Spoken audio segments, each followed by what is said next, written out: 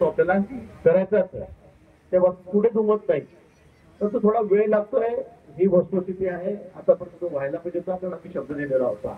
देवेंद्रने मला याचं ते सांगितलं की या बाबतीमध्ये भाऊला सांगा शब्द द्या. पण अनेक आंदोलनाचे माझे अनुभव आहेत, अनेक उपोषणांचे माझे अनुभव. काही अण्णा हजारेपासून मानले अण्णा हजारे 6-7 उपोषणाला मी काही दिल्लीपासून हजर होतो, उपोषणही सोडवले. तर दीपक भाऊ आता 11 दिवस झालेले आहेत. इतकं उपोषण लांबून आपल्याला चालणार नाही. आपल्याला निश्चित समाजाला न्याय द्यायचा आहे. तुमचा प्रयत्न प्रामाणिक आहे, या बाबतीमध्ये कोणाच्याही मनामध्ये शंका नाही. आणि आम्हालाही असं वाटतंय की आता हा प्रश्न सुटलाच पाहिजे. पण थोडं कायद्याची थोड्याशा अडचणी आहेत याची कल्पना आपल्यालाही आहे, आपणही बघताय. आणि म्हणून माझी आपल्याला या निमित्ताने विनंती की आपण हे उपोषण सोडावं. हा प्रश्न असाही नाहीये की लगेच आला आणि लगेच सुटला आणि लगेच सुटेल. आणि यासाठी आपल्याला प्रयत्न करावे लागतील. आपण जरांगे पाटील आपण बसले 6 वेळा बसले, पुन्हा चर्चा झाल्या, अनेक चर्चेच्या फैरी झाल्या. आपण तिथं विमान घेऊन आलो मुंबईहून, त्यांना विमानात टाकून घेऊन गेलो. 7-8 लोकांना 10 लोकांना ही बैठक त्या ठिकाणी घेतली मुंबईला साहेबांकडे. अनेक फायरी झाल्या चर्चेच्या, अनेक बैठका झाल्या. त्यातून कुठले मार्ग निघतो, त्यातून मार्ग निघा. अण्णा साहेबांनी तर किती म्हणजे किती वेळा त्यांनी आंदोलन केलं असेल, भूक आंदोलन केलं असेल, किती वेळा उपोषण केलं. पण त्यांनी त्यांच्या पत्रामध्ये सगळं पाडून घेतलं शेवटपर्यंत अण्णांनी सुद्धा. म्हणून मला असं वाटतं की इतक्या दिवस उपोषण लांबून आपल्याला चालणार नाही. तुमचा प्रश्न महत्वाचा आहे, सरकारला तो माहिती आहे, देवा भावना तर अधिक माहिती आहे. त्यांची भूमिका या बाबतीत दिलीच नाही की आपल्याला न्याय मिळालाच पाहिजे. आणि मग ताईंनी सांगितल्याप्रमाणे की आपलं याची चर्चा झाली, बसलं पाहिजे. जसं त्यावेळेला सुद्धा जरांगे पाटलाच्या वेळेला तरी मग 7-8 लोकांची समिती नेमली. त्यांचे सगळे तज्ञ होते, ज्यांना माहिती होती, कायदेशीर ज्ञान होतं, असं लोकांना त्याच्यामध्ये टाकलं. आणि त्यांनी सगळ्यांनी बसून त्या ठिकाणी मार्ग काढण्याचा प्रयत्न केला. आणि मग 7-8-10-12 चर्चेच्या पहिली झाल्या. पण त्यानंतर त्यातून कुठेतरी मार्ग निघाला. म्हणून मला असं वाटतं की आमदार आपण या सगळे वडकुटे साहेब आहेत, काय जे असतील मला काही नावं तुम्ही सांगायचे. आपल्याला काही नावाबद्दल काही वरले तुम्ही नावं सांगायचे आहेत. आपण मुंबईला या, आपण मुख्यमंत्री महोदयाबरोबर बसू आणि यातून मार्ग कसा काढता येईल. अगदी 100% मी तुम्हाला शब्द देतो, 100% मुख्यमंत्री महोदयाचं हेच मत आहे की यातून मार्ग निघाला पाहिजे, तुमच्यावरचा अन्याय दूर झाला पाहिजे. हा सफेदछळ म्हणजे धनगड आता मी 25 मिटिंगांना असेल मार्गदर्शक, पण हा शब्द कुठे नाहीच आहे आपल्याकडे. हा ड शब्द अगदी स्पेलिंग मिस्टेक त्याच्यामुळेच केलेला आहे, हिंदी इंग्रजी मराठीच्या सगळ्या भागामध्ये.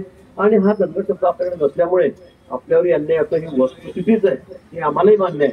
परंतु करून घेतली मग कोर्टाकडूनच करावी लागणार आहे. कोर्ट कचेऱ्या चाललेल्या आहेत, न्यायप्रविष्ट विषय आहे. आणि म्हणून यासाठी सरकार अतिशय प्रामाणिक प्रयत्न करतं, याची आपल्याला कल्पना आहे.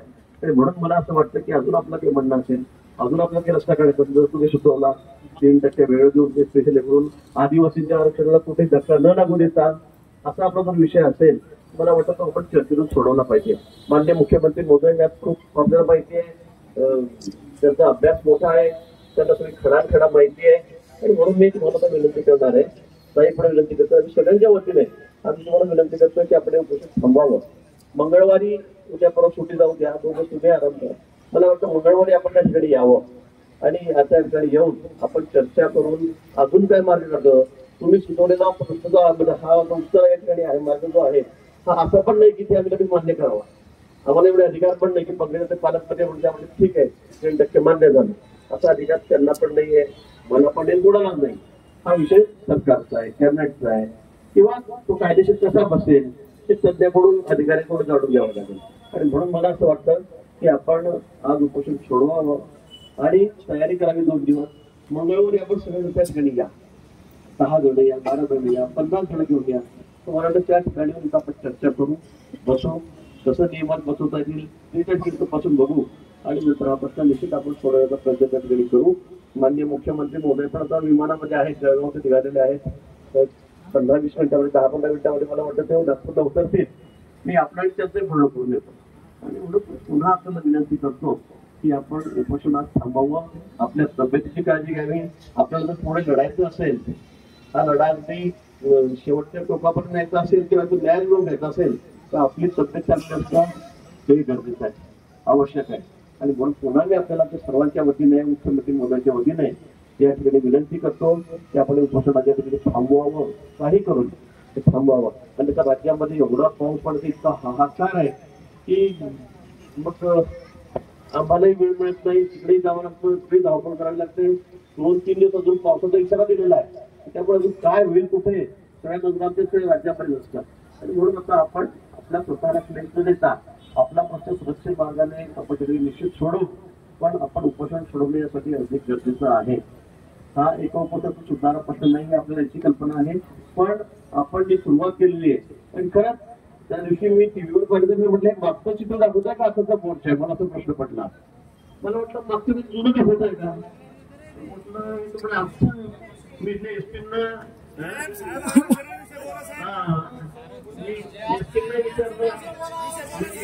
विचारलं एवढा मोठा मोठा होता एवढा मोठा आम्ही कधी बघितला नाही, एवढा मोठा मोठा त्या ठिकाणी होता. आणि खरं आपल्या सगळ्यांकडे पुन्हा अभिनंदन करेल की या मागणीसाठी, योग्य मागणीसाठी आपण सगळे एकत्रित झाला, एवढ्या मोठ्या संख्येच्या एकत्रित झाला. आणि आपल्याला माहिती आहे जोपर्यंत आपले प्रेशर वाटणार नाही तोपर्यंत मग काम इथलं पुढे होत नाही. ही वस्तुस्थिती आपण अनुभवलेली आहे आणि म्हणून आपले सर्वांचं मी खरं अभिनंदन करतो. पण आज पुन्हा विनंती करेल साहेबांशी बोलू, फोनवर आपण बोलणं करून देतो. 5-10 मिनिटातच ते खाली उतरतील विमानातून, त्यावेळेला आपलं बोलणं करून देतो. आपण त्याच्याशी बोला आणि मंगळवारी बुधवारी आपण महिन्यांच्या दिवशी साहेबांची आपण वेळ घ्यायला लावतो आणि आपण त्या ठिकाणी जाऊन आपण चर्चा करू, बैठकीत बसू आणि यातूनच हा मार्ग सुटेल. असा एक आहे की आम्ही आलो हा मार्ग सुटेल असं नाही, पण मला वाटतं का 11-12-15 दिवस आपण उपोषण करणं हे काही संयुक्तिक नाहीये, योग्य नाहीये. आपल्याला लढायचं असेल तर आपली तब्येत योग्य ठेवणं हे आवश्यक आहे. आणि म्हणून आमच्या सर्वांच्या वतीने पुन्हा विनंती करतो आणि या ठिकाणी थांबतो. एक 5-10 मिनिटातच ते आपलं बोलणं मुख्यमंत्री महोदयाची या ठिकाणी करून देतो. धन्यवाद.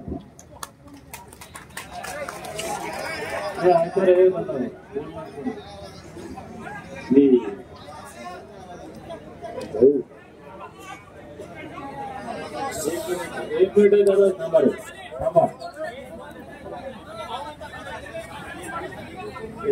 थांबा.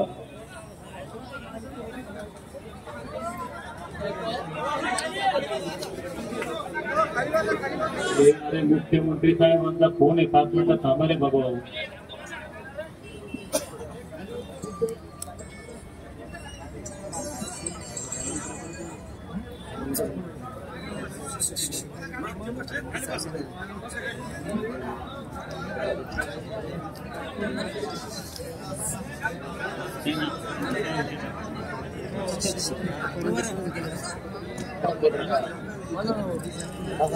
Basta tadi.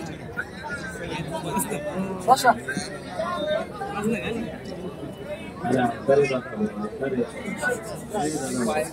सर्वांना 2 मिनिटं शांत बसा. साहेबांचा फोन आलेला आहे. 2 मिनिटं. नमस्कार. दीपक बोर आहे. आपल्याला कल्पना की आपण आता गेले अनेक वर्ष हाताळतोय, त्यातला मार्ग काढायचाही प्रयत्न करतोय आणि कायदेशीर दृष्ट्याही आपण नेहमी योग्यच भूमिका त्यात घेतली आहे. पण त्यातल्या काही अडचणी आहेत त्या आपल्याला दूर कराव्या लागतील.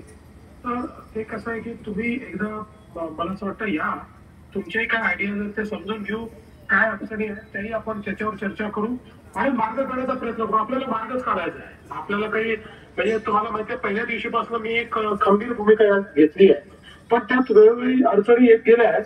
तर तुमचाही अभ्यास आहे, तुमच्या अभ्यासाच्या अनुरूप किंवा तुमच्या सोबतचे जे काही यांचा अभ्यास असेल अशा लोकांना सोबत बसून आवश्यकता असेल तर ऍडव्होकेट जनरलला बोलून घेऊ. ऍडव्होकेट जनरलशी आपण त्या ठिकाणी तुमच्या बैठकीत चर्चा करू आणि त्यांना मार्ग काढायचा प्रयत्न करू आपण. तर तुम्ही जरूर या. कारण काय बघा, म्हणजे तुमचं आता तुम्ही उपोषण केलं, मोठ्या तुम्ही ऐरणीवर आणला, लोकांनी देखील त्याला एक चांगलं समर्थन दिलं, पण शेवटी मार्ग तर बैठकीतलं आणि चर्चेतलंच निघेल की नाही. तर त्यामुळे मला असं वाटतं की आता उपोषण सोडावं, आम्ही नीट दखल घेतली याची आणि आपण चर्चा करू, यातला मार्ग काढायचा प्रयत्न करू. साहेब एक विनंती आहे, वेळ आहे ना 2 मिनिटं आपल्याला. मी मागच्या वर्षी पंढरपूरला याच मुद्द्यासाठी 16 दिवस उपोषणाला बसलो होतो. त्यावेळेस माननीय एकनाथ शिंदे साहेब मुख्यमंत्री होते. हो. आणि त्यावेळेस आता गिरीश भाऊ आले, आमच्या ताई आहेत, लोणीकर साहेब, अर्जुन भाऊ खोपकर, हे म्हणजे आम्हाला अधिकारानं बोलणारी माणसं आहेत. बरोबर. आता त्यावेळेस तसंच झालं. आता आम्हालाही माहिती आहे की आता म्हणलं आत्ता द्या आणि तुम्ही द्याला असं होत नाही. नाही बरोबर. त्यावेळेस पहिल्यांदा शंभूराज देसाई साहेब आणि चंद्रकांतदादा पाटील आले होते. हो. पटेलकर साहेब असतील, प्रकाशांना मी त्यांना म्हटलं तुम्ही असं बोलले आणि उपोषण सोडून फायदा नाही, कारण याच्या अगोदर कितीतरी आंदोलन झाले, प्रत्येक वेळेस शब्द दिले गेले, तुम्ही आम्हाला लेखी काहीतरी द्या. साहेबांनी त्यांच्या बहिणीचे एक पत्र दिलंय की आमच्या ज्या मागण्या होत्या, ही मागणी तुमची 15 दिवसात होईल, याच्या अशा अडचणी आहेत, याचा थोडासा अभ्यास करून आम्हाला 1 महिना लागेल.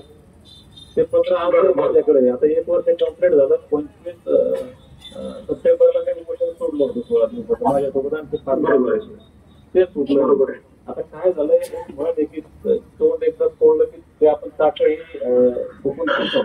नाही, म्हणूनच माझं म्हणणं काय बघा, कोणी काही म्हणजे मी लिहून दिलं, त्यांनी लिहून दिलं, तरी जोपर्यंत आपण चर्चा करत नाही ना, बरोबर, त्यातनं यातनं मार्ग निघू शकत नाही. बघा, हे जर सोपं असतं तर आतापर्यंत होऊन गेलं असतं. पण तुम्हाला माहितीये, लोकांनी केसेस केल्या, कोर्टात केसेस झाल्या, आपण भूमिका मांडली, आपण त्याच्यामध्ये आपली बाजू घेतली, परत त्यात काही कोर्टाने अडचणी निर्माण केल्या. जुना एक अहवाल मागच्या सरकारने काय पाठवला तोही तुम्हाला माहिती आहे, त्याच्यामुळे काय अडचणी निर्माण झाल्या. तर आपल्याला बसून त्यातनं एक स्ट्रॅटेजीनेच मार्ग काढावा लागेल. आता यात मी फार केस स्थापन केली होती नागपूरला, तेव्हापासून मी त्या आंदोलनात अडून बसलो म्हणजे आम्हाला केस नाही पाहिजे. त्यातला मी एक स्ट्रॉंग कार्यकर्ता होता, रस्ता अडवणारा. तर हा विषय वेगळा आहे. आता मी याच्यासाठी दुसरा एक पर्याय बोललो आता साहेबांना, त्यांना सांगितलं की जे 3.5% आम्हाला सेपरेट एमपीसी म्हणून आहे, म्हणजे आदिवासी आपल्याला विरोध करतात, ते स्ट्रॉंग आहे. आता हा विषय झाला, त्याच्यात चर्चा केलेली पाहिजे. आम्ही काही तुम्हाला धोक्यात आणत नाही. तुमचं प्रेम धनगरांविषयी, धनगरांचं तुमचं प्रेम 2014 पासून आपण पाहता. ग्रामपंचायतीपासून लोकसभेपर्यंत धनगर आपल्याला भर भरून देतात. तर आपण हे जे 3.5% आहे तो विषय सोडून द्या. कोर्टाचा विषय, कटकटीचा विषय, लोक कोर्टात जातात, आदिवासी अडवतात, भानगडी करतात, हे जे 3.5% आहे, हे जर आपण एनटीसीचं, आता एसटीसी सुप्रीम कोर्टानं पण त्याला मान्यता दिली की तुम्ही वर्गीकरण करू शकता. तर हे जर एसटीसी मूळ आदिवासी 7% त्यांचं तसंच ठेवा. आम्हाला त्यांचं अजिबात नको नाही जायचं. आम्हाला आमचा हक्काचा असून आम्ही हक्क सोडतो आज रोजी इथं. त्यांना एसटी हे करा, आम्हाला एसटी की जे काय करायचं ते करा. नाही, प्रॉब्लेम तिथे तुम्हाला सांगतो काय येतोय. आपण मागच्या वेळेस हेच सुचवलं होतं, आपण जे करणार होतो हेच करणार होतो. पण त्यातला प्रश्न एवढाच निर्माण होतो की हे एसटीचं आरक्षण तुम्हाला माहितीये की केंद्र सरकार राष्ट्रपतीच्या मान्यतेने देतं. त्याकरता राज्य सरकारला अहवाल पाठवावा लागतो. बरोबर. तर तो जो अहवाल पहिला मागच्या सरकारने एसटीत बसत नाही असा पाठवला, म्हणून आपण 30 तयार केलं. आणि मग 30 मध्ये त्यांनी अर्धा आपल्या बाजूने दिलं तर अर्धा आपल्या विरोधात दिलं, त्याच्यामुळे ती अडचण झाली. तर आताही म्हणजे हे राज्य सरकार, जसं समजा एक मराठा आरक्षण आहे तर राज्य सरकार कायदा करू शकतो, तसं याचा राज्य सरकार कायदा नाही करू शकत. याच्यामध्ये त्याची एक सुप्रीम कोर्टाने एक प्रिस्क्राईब केलेली यंत्रणा आहे. त्या यंत्रणेमध्ये या म्हणजे 30 सारख्या किंवा TISS आपल्या त्या TRTA सारख्या एक तासाच ह्या संस्था, त्या संस्थांनी अभ्यास करून त्यांनी रिकमेंड केलेला एक रिपोर्ट लागतो. तो रिपोर्ट राज्याला पाठवावा लागतो. तो केंद्रातलं जे आपलं जनजाती आयोग आहे ते जनजाती आयोग त्याच्यावर रिपोर्ट देतं. त्या रिपोर्टच्या आधारावर मग केंद्र सरकार ते वर्गीकरण करतं. म्हणजे आपल्याला एनटी आपल्याला करता येतं, पण एसटी आपल्याला करता येत नाही, त्याचे अधिकार आपल्याला देतात. म्हणून मी म्हटलं की या गोष्टी जर आपण बसलो तर मग त्यातनं कसा मार्ग काढायचा, त्यातल्या काय अडचणी आहेत, त्यातनं मार्ग काढू ना आपण. त्याच माझी विनंती आहे, केंद्र सरकार 2014 पासून आपल्याला इच्छाशक्ती असली साहेब तर सगळं होतं. म्हणजे मला आता म्हणजे परत केंद्र सरकार हाती नाही.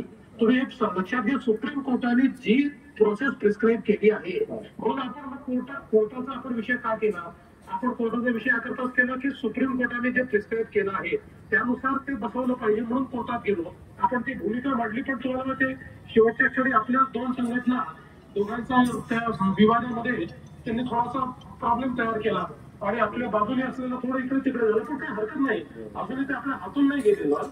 म्हणून मी काय म्हणतो, तुम्ही एकदा जर बसलात, आणि असं आहे की कदाचित मी राजकीय माणूस आहे, मी चुकीचं सांगेन पण म्हणून तुम्ही जो म्हणाल तर त्या प्रकारचा वकील आपण बसवू, आपण एजी बसवू, ही प्रोसेस समजून घ्या. मग या प्रोसेसमध्ये जी राज्य सरकारला भूमिका घेते राज्य सरकार घेणं, राज्य सरकार मागे हटणार नाही, पण ती सगळी प्रोसेस केल्याशिवाय हे होऊ शकत नाही. म्हणजे मला कोणीही मोठ्या वकिलाने पटवून द्यावं की बिना प्रोसेसचं येऊ शकते, तर मी ते करायला तयार आहे. पण ते नाही होऊ शकत, कारण हे संवैधानिक आरक्षण आहे. आपण जे मराठा आरक्षण वगैरे देतोय संवैधानिक नाही, हे स्टॅट्युटरी आहे, हे संवैधानिक आहे. एससी आणि एसटी हे संवैधानिक आरक्षण आहे, त्यामुळे त्याची एक प्रोसेस वेगळी आहे.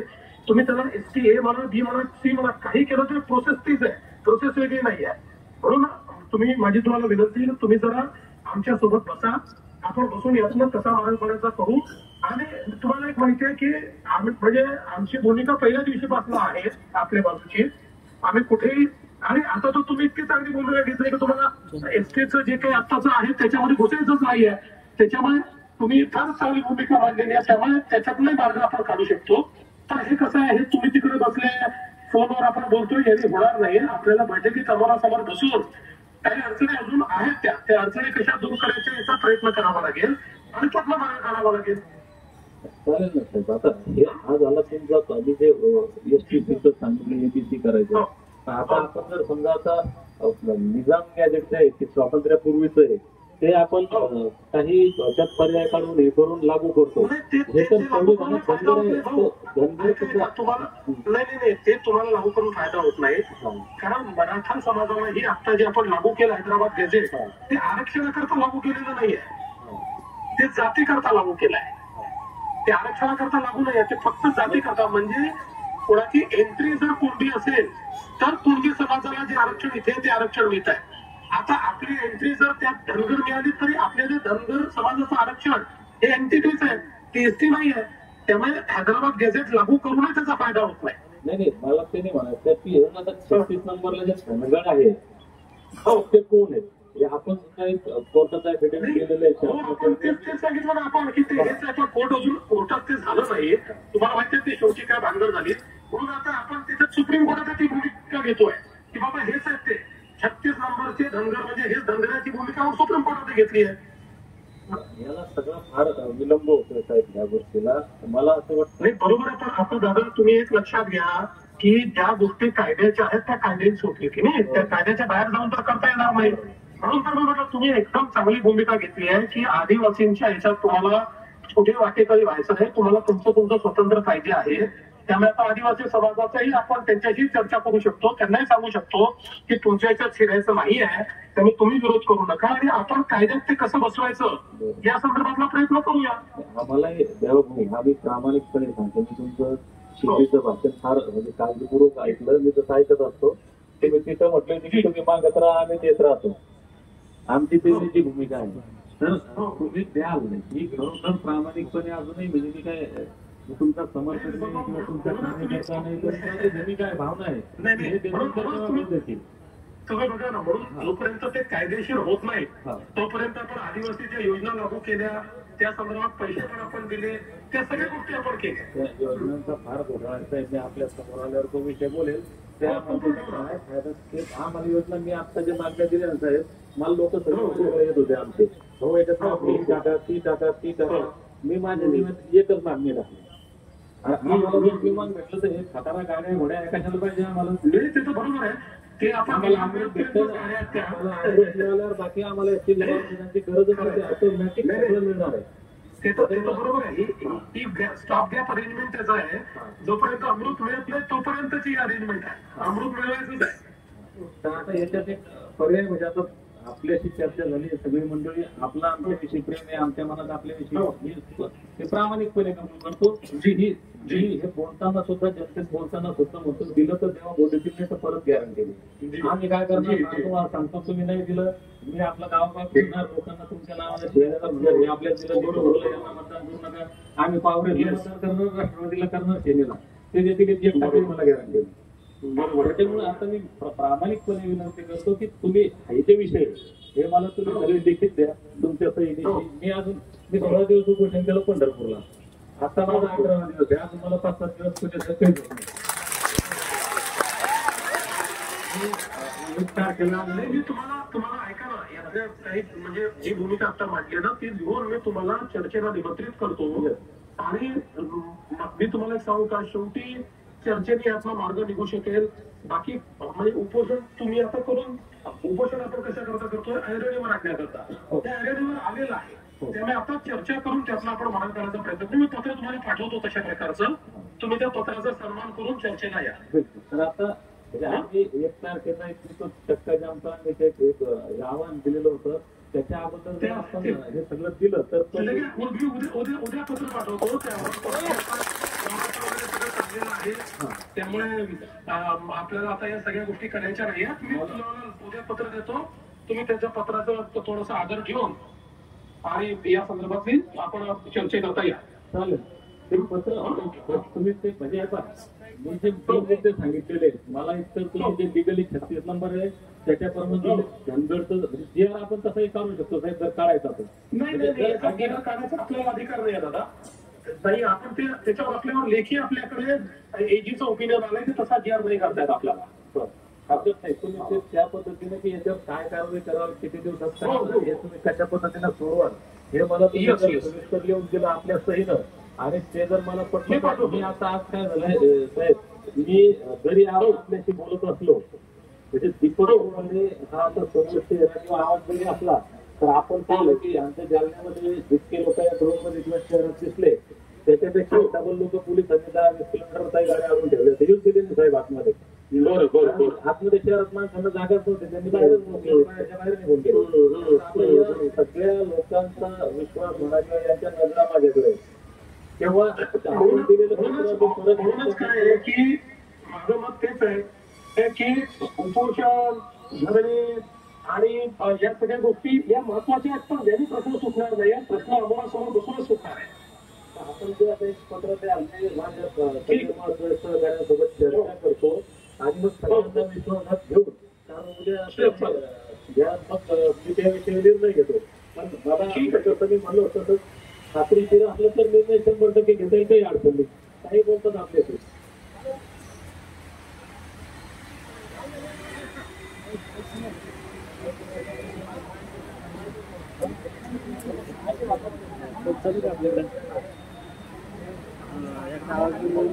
काढायला लावा त्या वास ते लागलं यायला.